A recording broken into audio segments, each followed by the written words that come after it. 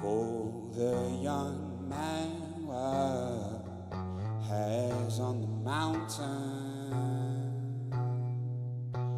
if all the young man was hares on the mountain,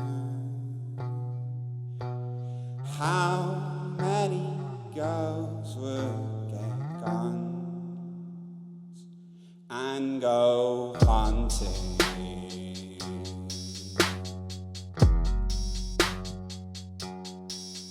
Yeah.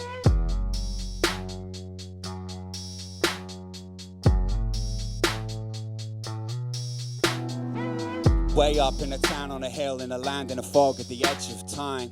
One day when the dawn made a break for the ridge with a pale and emetic shine, every man with a score of winters under his belt woke up to find his form being changed like the tales of Ovid and Kafka were just combined. Some of them saw their limbs start to blend in the wings and their mouths in the beaks, and when them start to sing, some of them saw their skin growing scales that would glint and their feet start to join to the tail of a fish. Some of them saw their hair start to burst in the fur and their teeth growing sharp as they lurched and they cursed, but their curses returned in the growls they hurled through hurt and the burning disturbance. They ran into the mountains.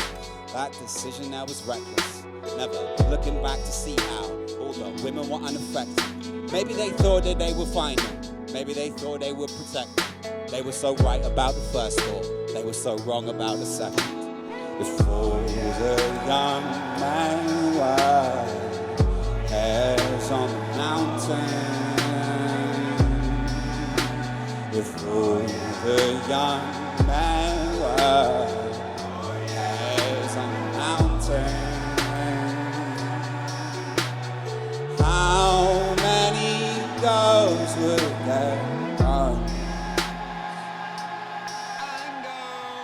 They went to the cupboards, they went to the stores, they pulled out the heaters, the burners, the scorchers, but they weren't cooking or doing the chores. All they were serving was settling the scores. They loaded the powder, they loaded the shots, they took some provisions and formed in the squads. They'd had all the winter to lay out the plan, the town which had won them the day she was hanged. They took to the hills, they took to the woods, they took every dog that could slip through the bushes, they took to the rivers and laid down their nets. The native fauna saw them coming and fled. That meant that only one kind was remaining, the one who that morning had found themselves changing, new to these bodies, flapping and flailing. Literal sitting ducks for the invasion. The gunfire could have sundered the sky. The wrath of a goddess is thundering higher. The cumulus clouds of blood going high. The furious shrieks of the hundreds that died fell on the deaf ears of every huntress. It was too late to go begging forgiveness. This was for all of the pain and discomfort. This was for all of the theft of their winnings. This was for every assault and attack. There was no quarter, no holding it back. Not justice, but a mother revenge. Colored that morning a smoldering black.